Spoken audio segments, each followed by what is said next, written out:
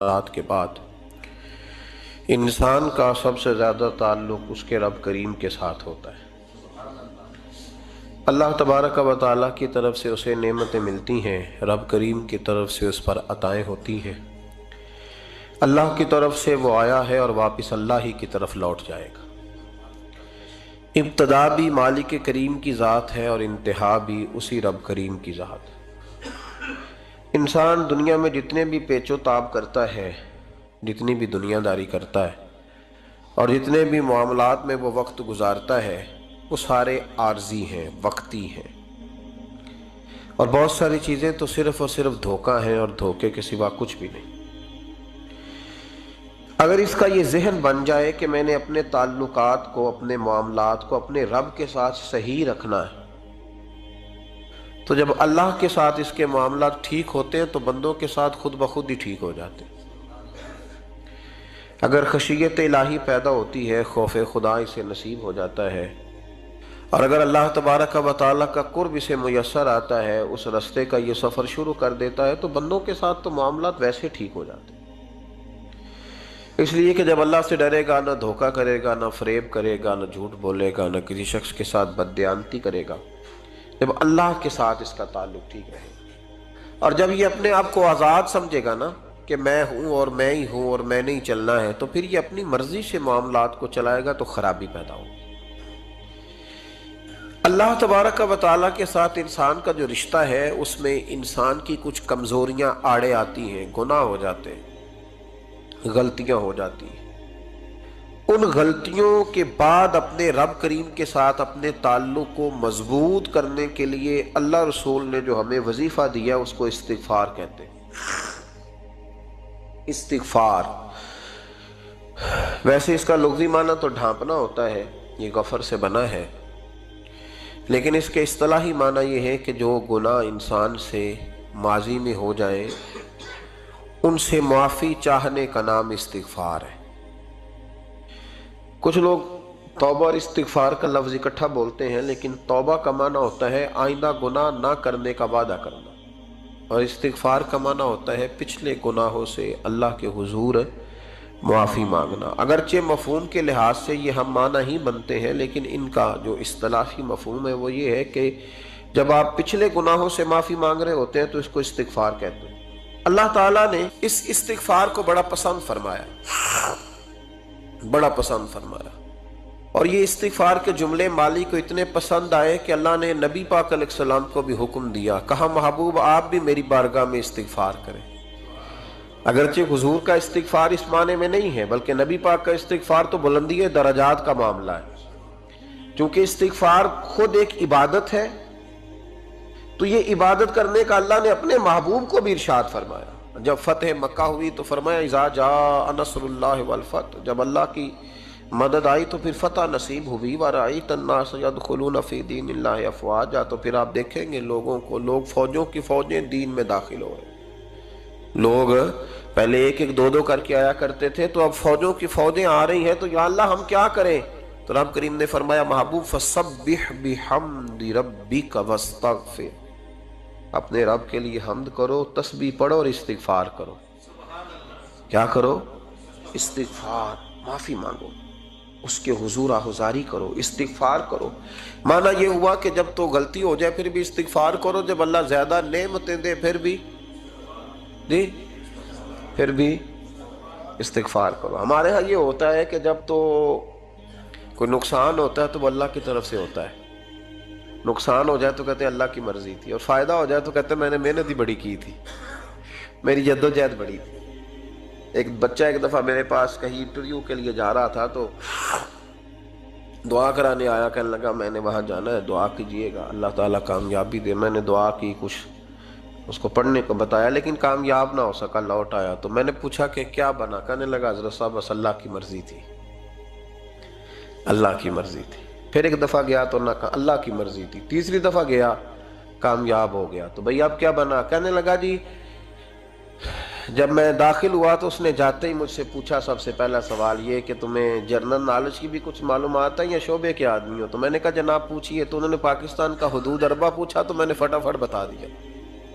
پھر انہوں نے مجھ سے پوچھا کہ یہ جو مینار پاکستان ہے اس کی تجویز کس شخص نے دی تھی تو میں نے فٹافٹ اس کا بھی نام بتا دیا. پھر شارٹ ہینڈ کے ایک دو سوالات اس نے کیے تو وہ بھی میں نے بتا دیے تو الحمدللہ کامیاب ہو گیا. میں نے کہا بیٹے جب تو ناکام ہوا تھا تو اللہ کی مرضی تھی اور کامیاب ہوا ہے تو میں لگا دیے. اب اللہ کی مرضی کدھر گئی؟ یہ اتنا بڑا نقص ہے انسانی فطرت کا، اتنی بڑی کمزوری ہے کہ معاذ اللہ تعالی ہم کمزوریاں قدرت کے کھاتے میں ڈال دیتے اور ناکامیاں قدرت کے کھاتے میں اور کامیابیاں. کیا تماشا! حالانکہ ہونا یہ چاہیے تھا کہ جہاں انسان کمزور پڑے تو کہے میری غلطی تھی. صوفیاء یہ سبق دیتے ہیں، اللہ کے بندے یہ پیغام دیتے ہیں کہ جب تو کہیں ناکام ہو جائے تو سمجھ جائے تیری، اور جب تو کامیاب ہو جائے تو سمجھ رہے اللہ راضی ہو گیا تھا، اللہ نے رحمت کر دی، اس نے فضل کیا. تو یاد رکھیں استغفار، کئی چیزوں پہ استغفار ہوتا ہے، کئی چیزوں پہ، اور استغفار کا نفع ملتا ہے. کیا نفع ملتا ہے؟ وہ سورہ نوح کی آیت نمبر 10، 11 اور 12 میں اللہ نے بیان فرمایا کہ استغفار صرف گناہ سے معافی چاہنے کا نام نہیں بلکہ استغفار کا تمہیں فائدہ ملے گا. کیا؟ رب فرماتے ہیں فَقُلْتُ اسْتَغْفِرُوا رَبَّكُمْ. جب حضرت نوح کی قوم قحط کا شکار ہو گئی، آزمائشیں آ گئیں، تو آ کے حضرت نوح سے کہنے لگے اب ہم کیا کریں؟ تو کیا کہا حضرت نوح نے؟ فرمایا فَقُلْتُ اسْتَغْفِرُوا رَبَّكُمْ. آپ نے فرمایا اپنے رب سے استغفار کرو، اپنے رب سے. انہوں نے قحط کی بات کی، انہوں نے کہا کہ کھیتیاں اجڑ گئی ہیں، بارش نہیں ہو رہی، قحط کی بات کی. آپ نے کیا کہا؟ استغفار کرو. کیوں کہ انہو کان غفارا، بے شک اللہ بڑا ہی بخشنے والا. وہ کیا کرے گا؟ یرسل السماء علیکم مدرارا، وہ تم پر موسلا دار بارش برسائے گا. جب تم استغفار کرو گے تو اللہ موسلا دار بارش برسائے گا. وَيُمْدِدْكُمْ، اور وہ تمہاری مدد کرے گا. استغفار کرنے والے کی اللہ کیسے مدد کرے گا؟ بِأَمْوَالٍ وَبَنِينَ، تمہیں مال بھی عطا کرے گا اور بیٹے بھی عطا کرے گا. بارش بھی دے گا استغفار کرنے والے کو، اور مال اور اولاد سے اس کی مدد بھی کرے گا. وَيَجْعَلْ لَكُمْ جَنَّةٍ وَيَجْعَلْ لَكُمْ أَنْهَارًا، اللہ تمہیں جنت بھی عطا کرے گا اور تمہیں نہریں بھی عطا فرمائے گا.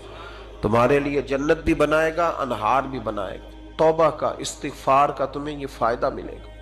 ایک استغفار، ہمارے بزرگوں نے وہ لکھا ہے کہ جب انسان کو اللہ نعمتیں دیتا ہے تو پھر رب کا حکم ہے کہ اس پر شکر بھی کرے. نعمتوں پر اللہ کا شکریہ نہ کرنے پر بھی استغفار کرنا چاہیے.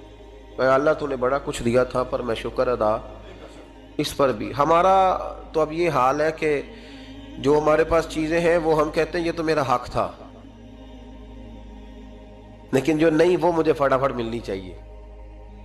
مطلب اگر میرے پاس صحت ہے تو اس کو میں اپنا حق سمجھ لیتا ہوں کہ یہ تو میرا، یہ چونکہ ٹھیک ہے جی، یہ تو صحیح ہے، تندرستی ہے یہ تو ٹھیک ہے، لیکن کار کوئی نہیں، وہ ذرا مل جانی چاہیے. اولاد تو میرے پاس ہے، وہ تو میرا حق تھا، میرا رائٹ تھا، معاذ اللہ وہ تو ہم نے حق بنا لیا. اور میرے پاس بنگلہ کوئی نہیں، وہ مجھے فٹافٹ مل جانا چاہیے. بھئی یہ کس طرح تیرا حق تھا؟ کس حساب سے؟ یعنی جو چیزیں ہیں ان کو سنبھالنے کی فکر نہیں ہے، اور جو نہیں ہے ان کے طلب کی فکر لگی ہوئی ہے. شکر نعمت کو محفوظ کر دیتا ہے، شکر نعمت کو محفوظ کر دیتا ہے، اور ناشکری نعمت کو لَئِن شَكَرْتُمْ لَأَزِيدَنَّكُمْ وَلَئِن كَفَرْتُمْ إِنَّ عَذَابِي لَشَدِيدٌ. اللہ فرماتے شکر کر میں تیری نعمتوں میں اضافہ کر دوں گا، اور ناشکری کرے گا تو عذاب دوں گا.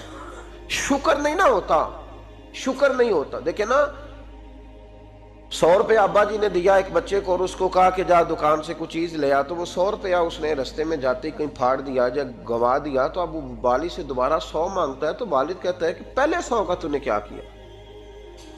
نہیں سمجھ آئی آپ کو میری بات؟ پہلے 100 کا کیا کیا؟ تو وہ کہے گا جی میرا دل کرتا تھا میں نے پھاڑ دیا. جوان بچہ ہے، سمجھدار ہے، 12-14 سال کا ہے. میرا دل کیا تھا میں نے پھاڑ دیا، ختم ہو گئی بات. تو ابا نیا 100 دے دے گا؟ سبحان اللہ. کتنے خوش ہو کے آپ کہہ رہے ہیں نہیں دے دینا سو. یہ کیسے ہو سکتا ہے بھائی؟ کروڑ پتی والد بھی ہو تو 100 کا نوٹ دوبارہ دیتا کیوں؟ بیٹا نہیں اس کا؟ پیار نہیں؟ کیوں نہیں دے رہا؟ وہ کہتا تو نے میرے پہلے 100 کی قدر نہیں ڈالی، نیا تجھے کیسے مل جائے؟ انہیں خیال ہی نہیں کیا، تو نے جدوجہد ہی نہیں کی. تو نے حضرت مولا رومی نے مثال دی ہے जनाब रूमी फरमाते हैं कि बगैर मेहनत के लोगों को अल्लाह ने नेमतें दी हैं तो उन्होंने शुक्र ही नहीं अदा किया। अंधे से पूछ आंख की कदर क्या है, पूछ अंधे से, पूछ माजूर से कि टांगों पे चलना कितनी बड़ी नेमत है। कभी पूछ उससे जिसका मकान तो एक कनाल में है पर रोने वाला बच्चा कोई भी नहीं। पूछ उससे जिसकी जेबें दौलतों से भरी हुई हैं पर कोई नहीं कहता कि अब्बा 10 रुपए देना। पूछ ये कितनी बड़ी तकलीफ है। हजरत रूमी ने लिखा है, वो फरमाते हैं कि एक वालिद था तो उसने बड़ी दौलत कमाई थी तो उसका बेटा बेदरेग ही उड़ाता रहता था। कभी इधर पैसे भगा दिए, कमाए नहीं थे ना, मेहनत नहीं ना की थी, कमाए नहीं थे।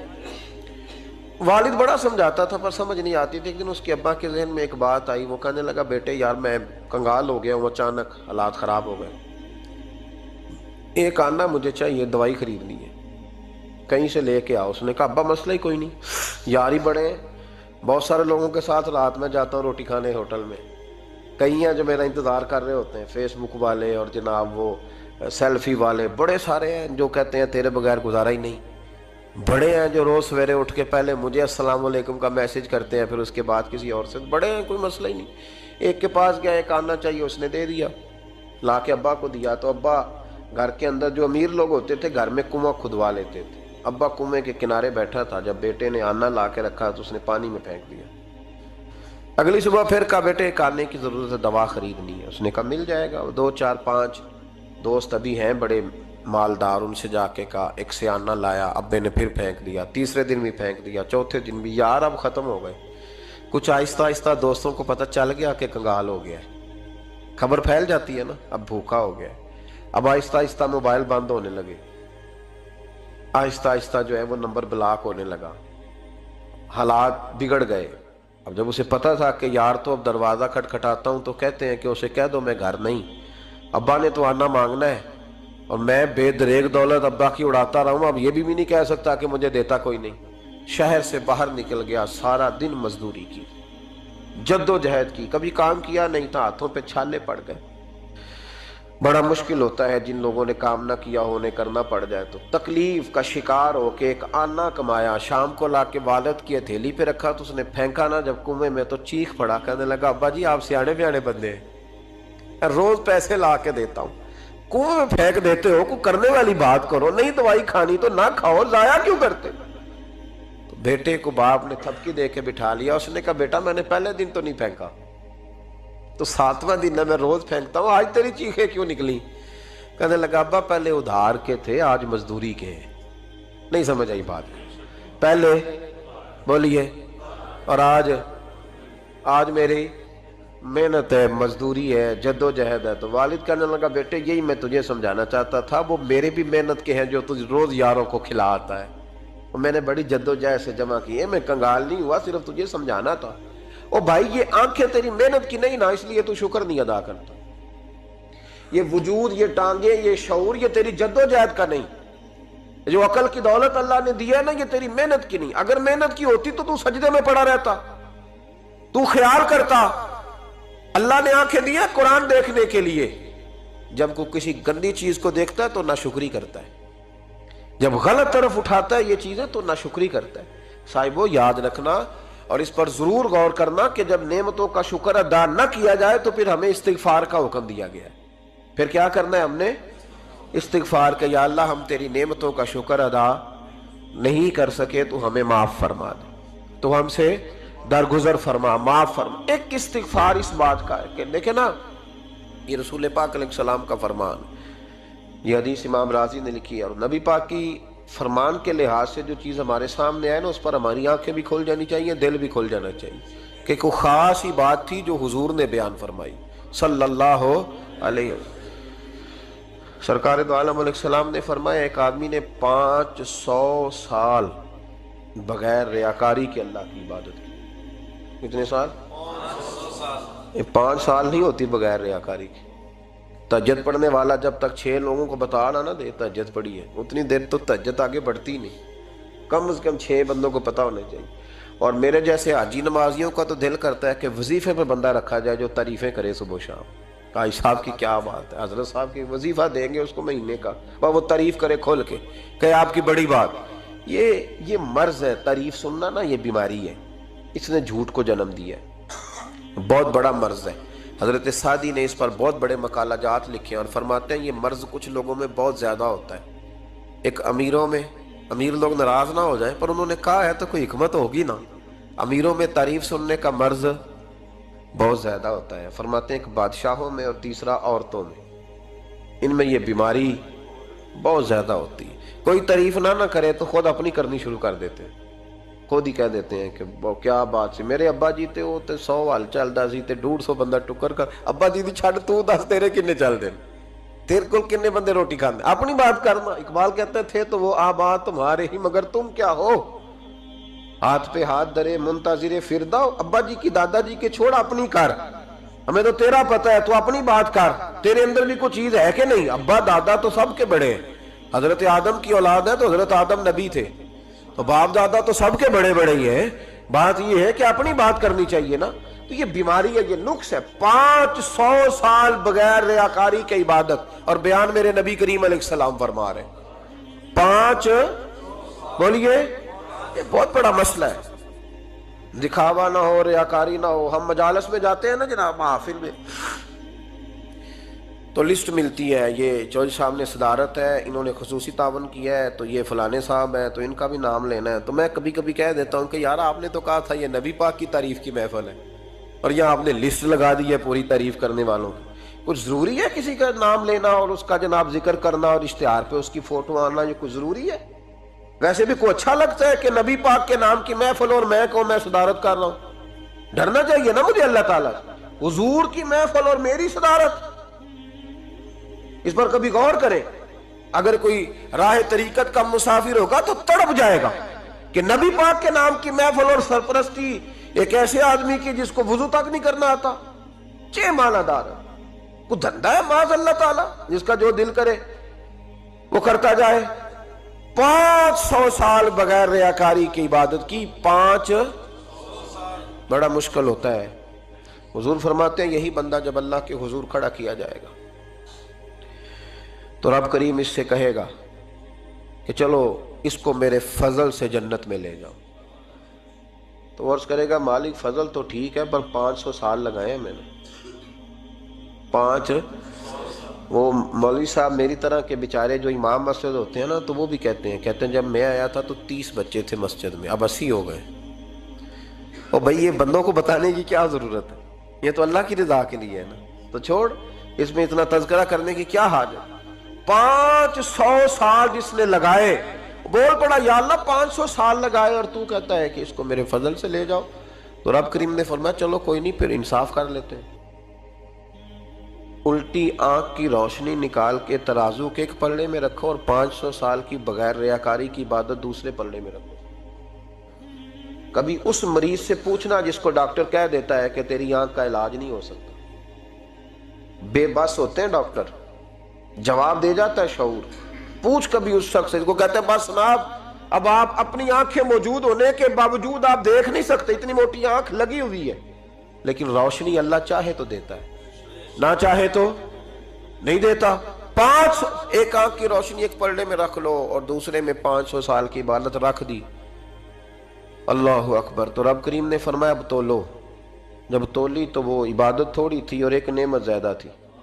اللہ نے فرمایا یہ تو بھائی اس کو تو 500 سال دیے تھے، یہ تو ایک نعمت کا شکر نہیں ادا کر سکا، پکڑو اس کو دوزخ میں ڈالو۔ ایک کر کے کیا آیا ہے، پکڑو جہنم میں ڈالو اس کو، لے چلو۔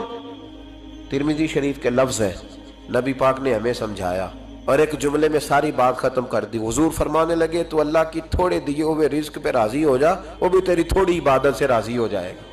اور اگر تیرا پروگرام ہے نا لمبی چوڑی جائیدادوں کا، تو پھر سجدے بھی لمبے کر، پھر لمبے کرنا تو بھی۔ یہ کیا بات ہوئی، یہاں جتنی دولت بڑھتی جاتی ہے عبادت سکڑتی جاتی ہے، وقت ہی نہیں، ٹائم ہی نہیں، یہ بڑھا پھر۔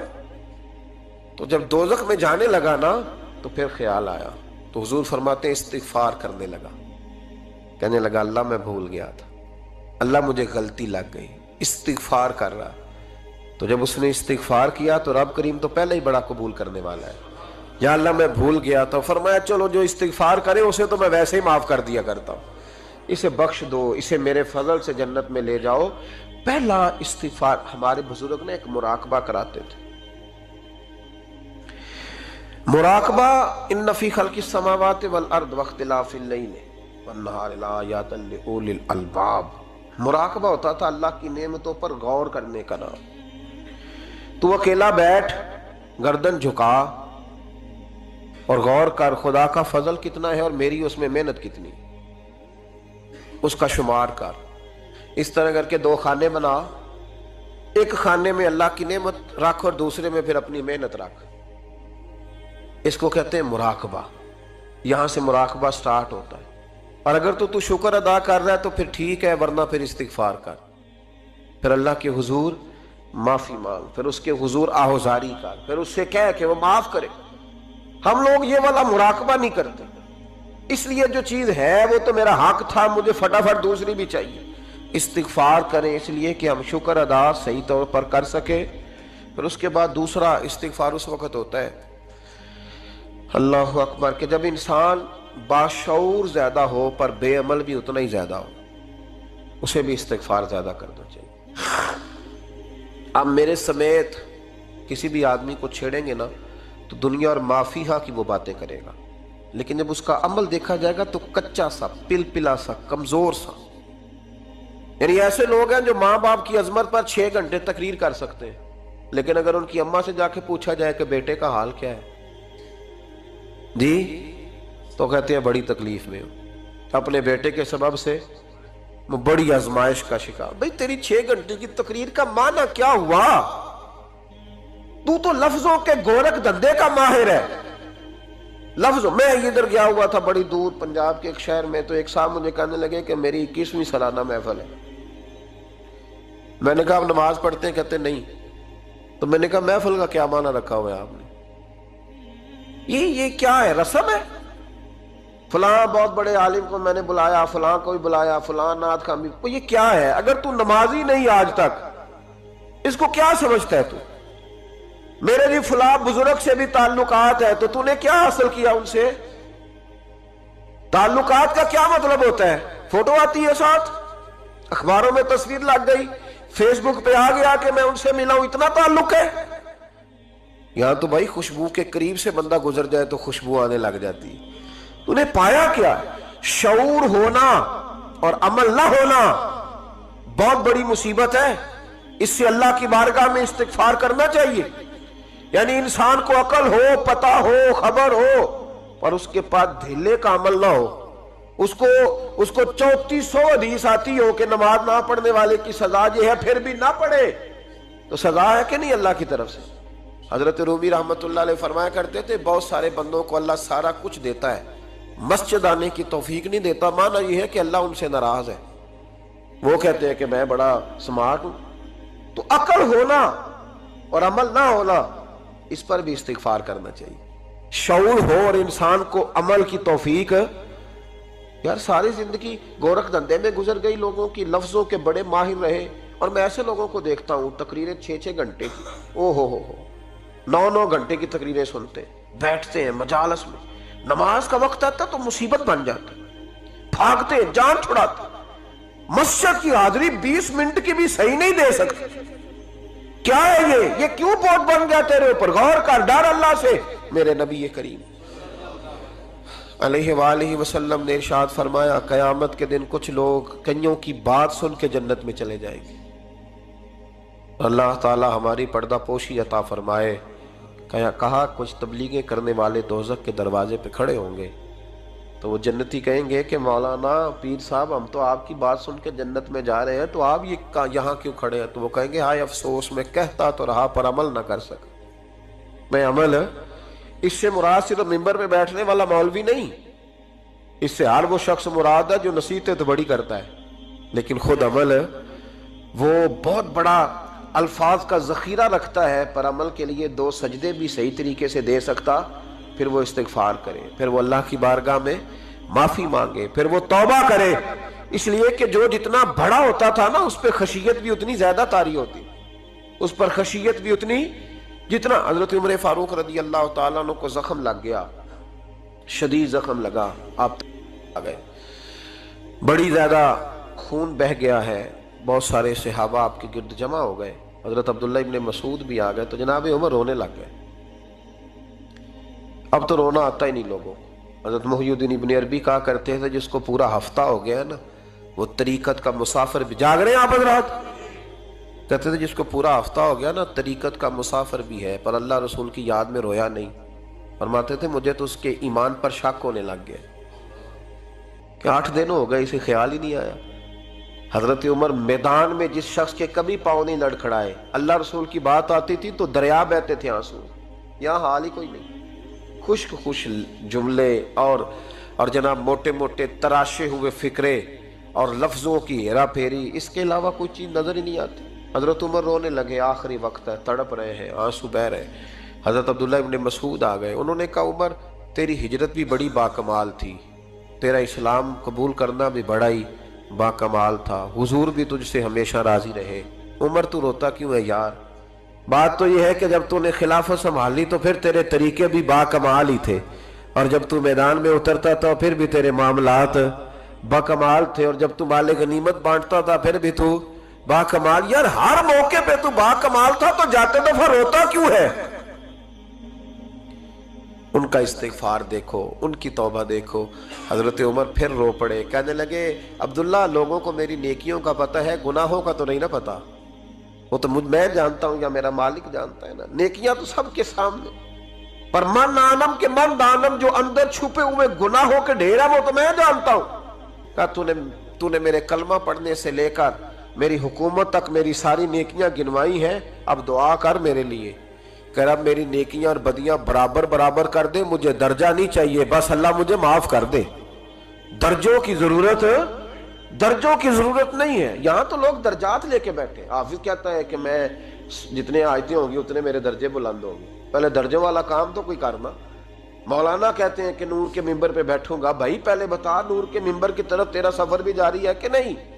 تاجر کہتا ہے کہ میں سخاوت کروں گا تو حضرت عثمان کے ساتھ جگہ ملے گی، پر حضرت عثمان کی سخاوت اور اپنی سخاوت کا فرق بھی دیکھ۔ مجاہد کہتا ہے کہ میں نبی پاک کے جہاد والے صحابہ کی پشت پہ رہوں گا تو پہلے اپنے کام تو دیکھ، اور جب ساری باتیں سمجھ میں نہ آئے تو پھر اللہ کی بارگاہ میں استغفار کر، پھر بیٹھ۔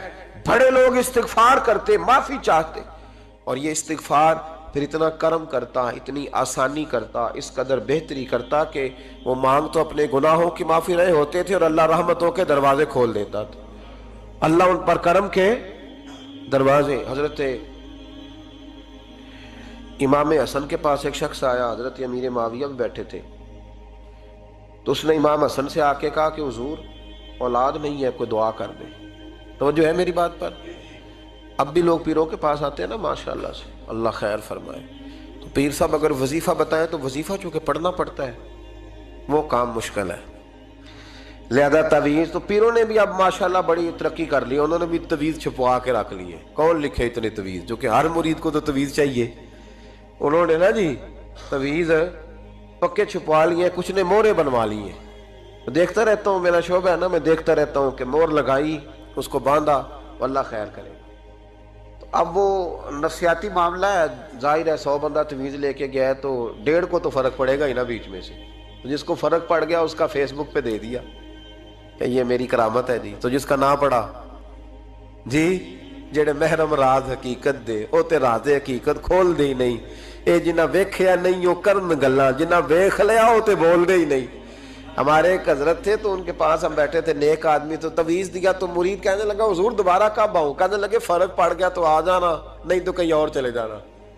اس لیے کہ شیخ عبدالعزیز دباغ رحمت اللہ علیہ کے ایک مرید نے کہیں تنقید کر دی تھوڑی سی، یہ لفظ بس نا بہت بڑے ہیں، ان کی میں تشریح نہیں کروں گا، جتنے جملے اتنی بات کر کے بیت جاؤں گا، ان کی تشریح نہیں ہو سکتی، یہ ان کی توضیح نہیں ہو سکتی، کچھ تفصیل نہیں ان کی ہو سکتی، یہ جملے بڑے، میں کوئی تشریح نہیں کروں گا۔ اس نے کہا کہ حضور فلاں فلاں فلاں فلاں جگہ مجھے پریشانی ہے آپ کے حوالے سے، تو آپ فرمانے لگے میں نے کون سا باندھا ہوا ہے، نہیں سمجھ میں بات آتی تو کہیں اور چلا جا، باندھ کے رکھا، نہیں دروازے کھلے ہوئے کہیں اور چلا جا، ختم ہو گئی بات۔ تنقید کرنے کی ضرورت چھٹی، اس لیے کہ وہ لوگ بت نہیں بناتے تھے کہ بس ادھر ہی پوجا کرنی ہے کہ کہیں اور نہیں جانا، یہ چھوڑے ہے نا ہمارے چکر چلا ہوا، میرے علاوہ کہیں اور نہ جانا، شیخ عبد الوہاب شرونی فرمایا کرتے تھے یہ تو نقص ہے تیرے اندر کا، یہ تو تیرے اندر کا نقص ہے، اگر تو قابل ہوتا تو کہتا جا سنگیا سارا زمانہ دیکھا، اگر کو میرے جیسا ملا تو چلا جانا،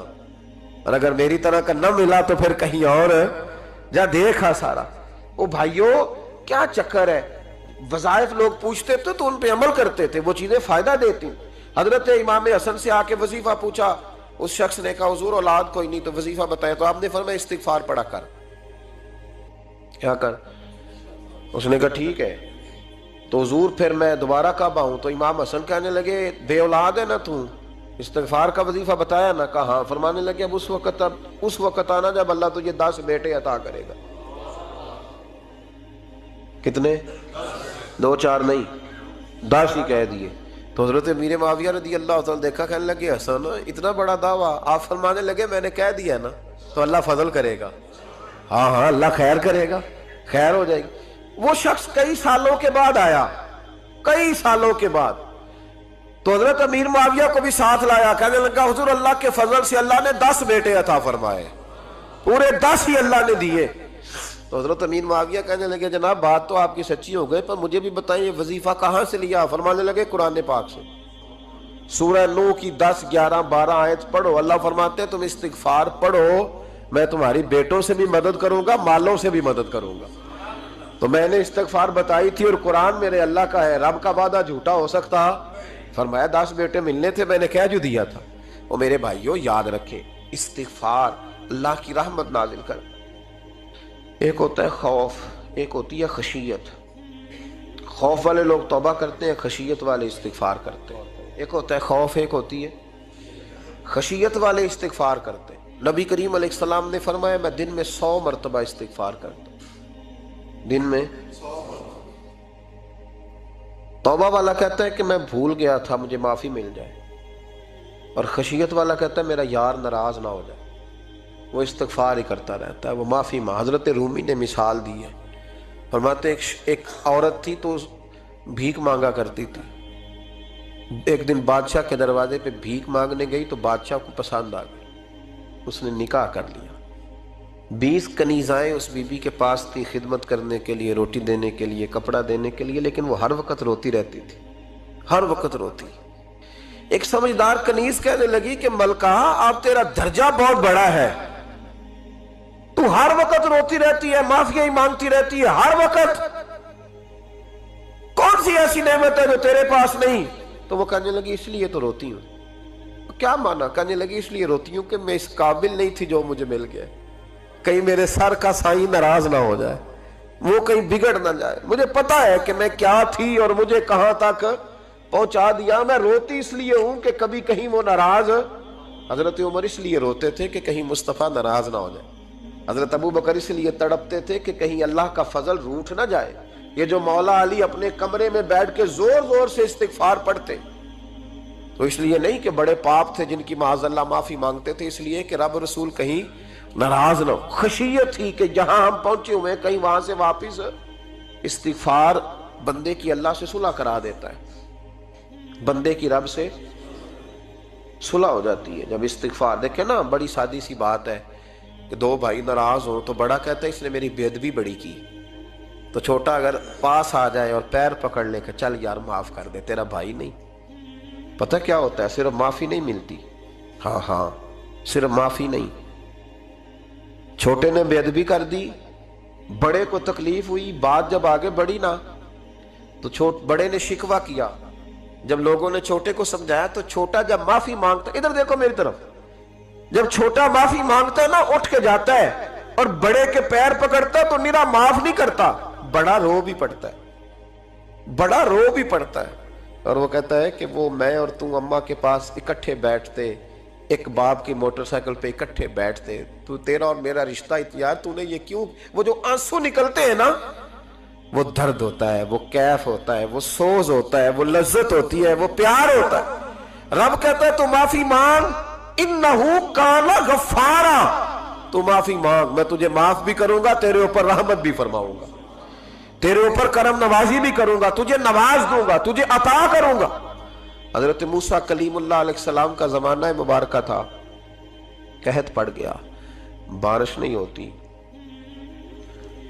ہم لوگ نا اب تو خیر ہمارے پاکستان میں تو ٹیبل ٹاک ہوتی ہے، ٹاک شو ہوتے ہیں، ہمارے ہاں تو پتہ کیا جاتا ہے کہ بارش ہو کیوں نہیں رہی، اور اس پہ یہ ہوتا ہے کہ دھواں بڑا چڑھ گیا ہے، حالات بڑے خراب ہیں، فلاں ایسے ہو گیا، قحط کا ہم تو اسباب تلاش کرتے رہتے ہیں نا جی، پھوک بہت زیادہ ہے، فلاں چیز ایسے ہے، فلاں چیز ایسے، ہم تو یہ تلاش کرتے رہتے ہیں۔ وہ لوگ یوں نہیں کرتے تھے، وہ سیدھے جا کے مسلوں پہ بیٹھتے تھے، اس لیے کہ وہ کہتے تھے جب رب چاہتا ہے تو پھر کوئی چیز کسی چیز کو روک سکتی، وہ سیدھے مسلے پہ بیٹھتے۔ اعلیٰ حضرت فاضل بریلوی رحمۃ اللہ علیہ کے پاس ایک مولانا محمد حسین آئے، وہ فلکیات کے بڑے ماہر تھے، تو اعلیٰ حضرت نے فرمایا ذرا ستاروں کا حساب لگا کے دکھاؤ بارش کب ہوگی۔ کہنے لگا پورا مہینہ تو نہیں ہوگی۔ تو اعلیٰ حضرت رحمۃ اللہ علیہ فرمانے لگے کہو کہ میرا علم کہتا ہے مہینہ نہیں ہوگی، اللہ چاہے تو ابھی ہو سکتی ہے۔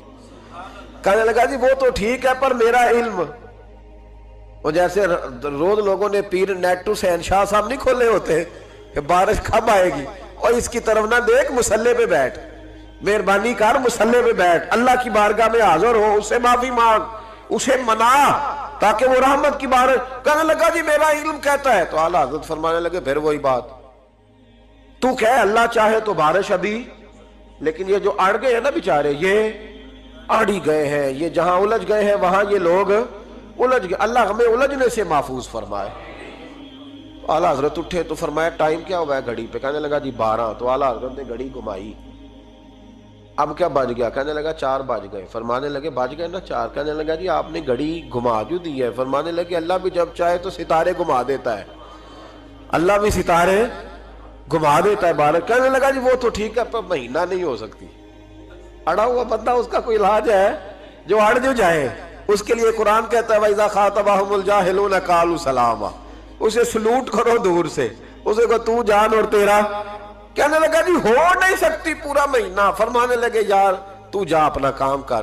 وہ شخص کہتا ہے میں نے دروازہ کھولا اعلیٰ حضرت کا، کمرے سے باہر نکلا تو تیز بارش ہو رہی، واپس آیا تو میں نے کہا احمد رضا یہ عقیدہ کہاں سے لیا ہے؟ فرمایا دروازہ مصطفیٰ سے لیا ہے صلی اللہ علیہ وسلم۔ تو یاد رکھیں کہ اللہ کو منانا چاہیے، استغفار کرنا چاہیے، اس کی برکات۔ حضرت موسیٰ ساری قوم کو لے کے نکل گئے۔ آؤ بھائی میدان میں اللہ کی بارگاہ میں استغفار کریں اور بارش کا سوال کریں، بارش مانگیں۔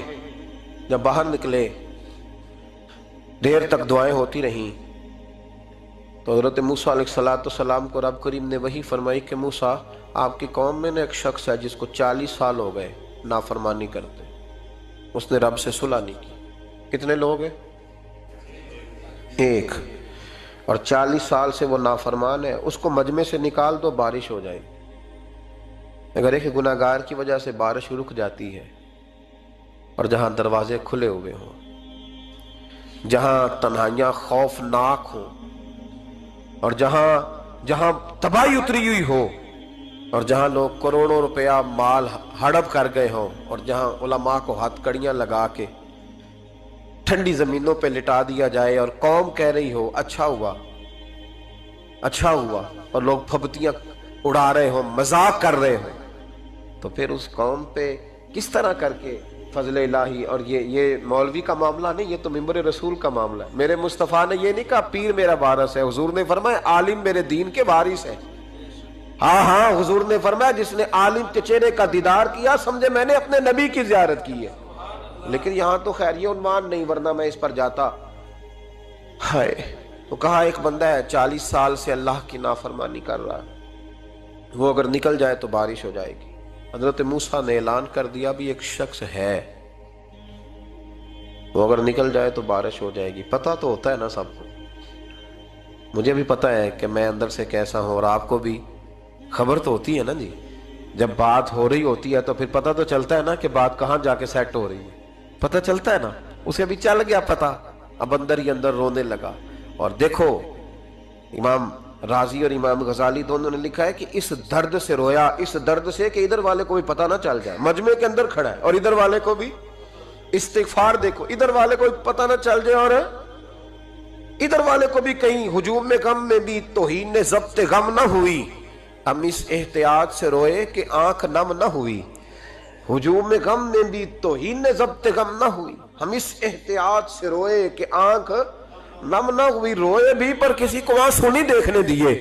اب اس درد سے کہتا ہے اللہ تو تو معاف کرنے والا ہے نا، تو تو معاف کرتا ہے، پردہ پوشی کرتا ہے، اور مالک اگر لوگوں کو پتہ چل گیا تو میرے تو بچوں کا بھی جینا حرام کر دے گا، یا اللہ میری تو آنے والی نسل بھی تڑپ کے وقت گزارے گی۔ مالک تو معاف کر دیا کرتا ہے، لوگ نہیں معاف کرتے، اے اللہ یہ میری خوبیاں بھول جائیں گے، میری خامیوں پر بات، مالک میں یہ ذلت نہیں برداشت کر سکتا، فضل فرما۔ حضرت موسیٰ نے دوبارہ اعلان کیا، نکلتے ہو کہ نہیں نکلتے؟ پھر تڑپا، خداوندا مجھے بے آبرو نہ کر، یہ ذلت اور رسوائیاں یہ نہیں برداشت ہوتی، اللہ درگزر۔ حضرت موسیٰ نے تیسرا اعلان کیا، نکلتا ہے یا میں پھر اس کا نام لوں؟ اللہ سے پوچھ کے نام لوں اس کا، بتاؤ کون ہے؟ اب تو تڑپ گیا، کہنے لگا مالک میں تیری بارگاہ میں استغفار کرتا ہوں، آئندہ نہیں کرتا، آئندہ نہیں کرتا۔ یہ لفظ ادا کیے، بندہ کوئی بھی نہیں نکلا، رب کریم نے بارش عطا کر دی، تیز بارش جب برسی نا، تیز بارش، لوگ تو مین دیکھ کے دوڑ گئے۔ تو حضرت موسیٰ کہنے لگا یا اللہ مجھے بھی تو بتا، تو نے کہا تھا کہ جب تک بندہ نہیں نکلتا بارش نہیں ہوگی، تو نکلا کوئی بھی نہیں، بارش ہو گئی، ماجرا کیا ہے؟ تو رب کریم نے فرمایا موسیٰ بس اس نے مجھ سے صلح کر لی، اس نے مجھ سے صلح کر لی۔ اور امام غزالی نے لفظ لکھے، حضرت موسیٰ نے پوچھا، حالانکہ اللہ اپنے نبیوں کو غیب کے خزانے دیتا ہے، پوچھا کہ اے اللہ مجھے اس کا نام بتا دے۔ تو رب کریم نے فرمایا موسیٰ جب گناہگار تھا تب نہیں کسی کو بتایا، جب پاپی تھا تب نہیں بتایا، جب مجرم تھا تب نہیں بتایا، اب کیسے بتا دوں؟